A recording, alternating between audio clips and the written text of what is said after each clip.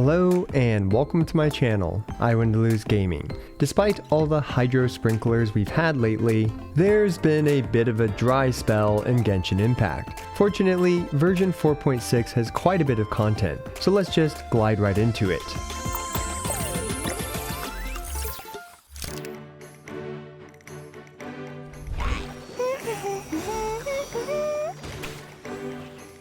I think most of us are so over with version 4.5, so let's see if version 4.6 can bring it back Kino. Daddy Kino is the newest character coming to version 4.6, and she'll be our long-awaited token scythe wielder in Genshin Impact. Arlecchino appears to revolve around the Bond of Life mechanic to buff her damage, which up to this point has been little more than an annoying restriction for activating Fontanian Craftable's passive abilities, and also a debuff that some enemies apply to you.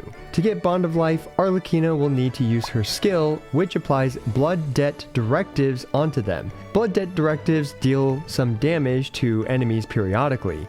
Then she can use her charge attack to drain the Blood Debt Directives, like she's going to drain my wallet, for some Bond of Life. Very vampire themed. And when she has more than a certain amount of Bond of Life, she enters Mask of Red Death state, where she infuses her basic attacks with Pyro, which also cannot be overwritten. She'll also do more damage the higher her Bond of Life is. Arlecchino can also use her Elemental Burst to reset her skill's cooldown and heal herself based on how much Bond of Life she has and her attack stat. She also has a passive where she gains bonus pyro damage, and very importantly, she cannot be healed by anything besides her Elemental Burst. I'm not sure if this healing restriction is only limited to when she's in combat or not, but it appears like her main form of healing is just going to be through her Elemental Burst.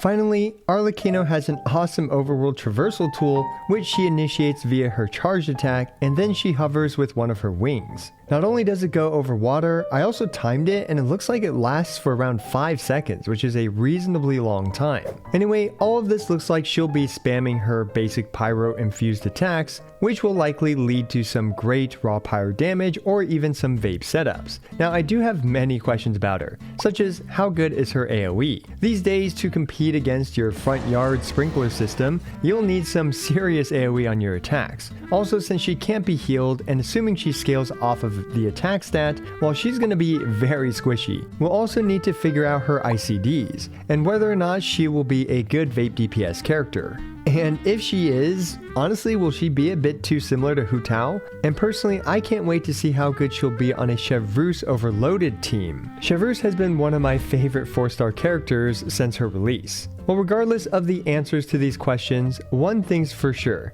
I want Daddy to come home, and personally, I haven't been this excited for a character since Shenyun's release. This livestream also teased a new character, who I guess the community already knows to be named Sethos. How do they know his name already? Honestly, I have no idea. But here he is. I also see no indication of his vision, but based on his more elaborate design compared to most NPCs, I'd wager a cat hat that he'll become a playable character someday.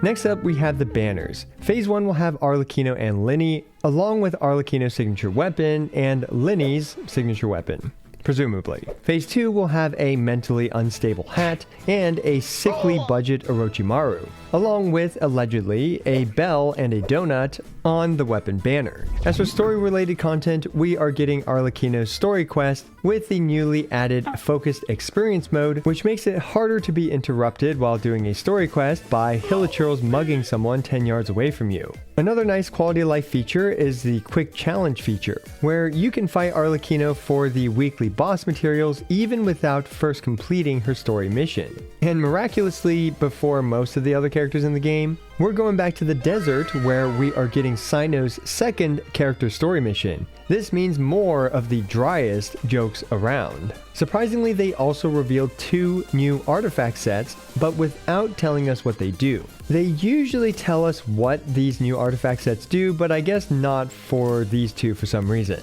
But wait, we're still getting a lot more new content because we're also getting a whole new area to explore, the Undersea Capital. After clearing the 3rd act of the Archon quest, you'll automatically unlock a waypoint for it. And like most new regions, there will also be a new world boss, Statue of Marble and Brass. presumably dropping new ascension materials for new characters.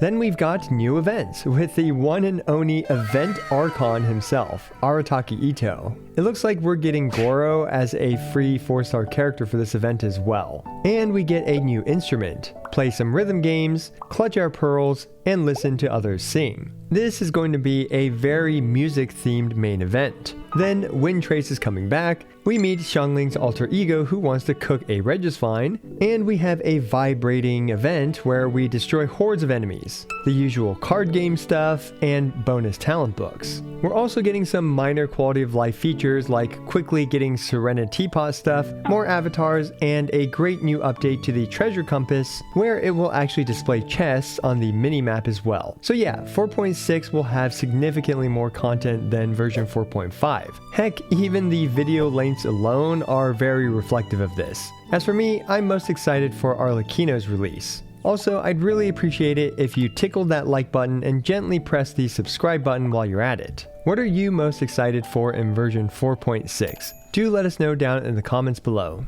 As always, I appreciate every single one of you. This is I Win to Lose, signing out.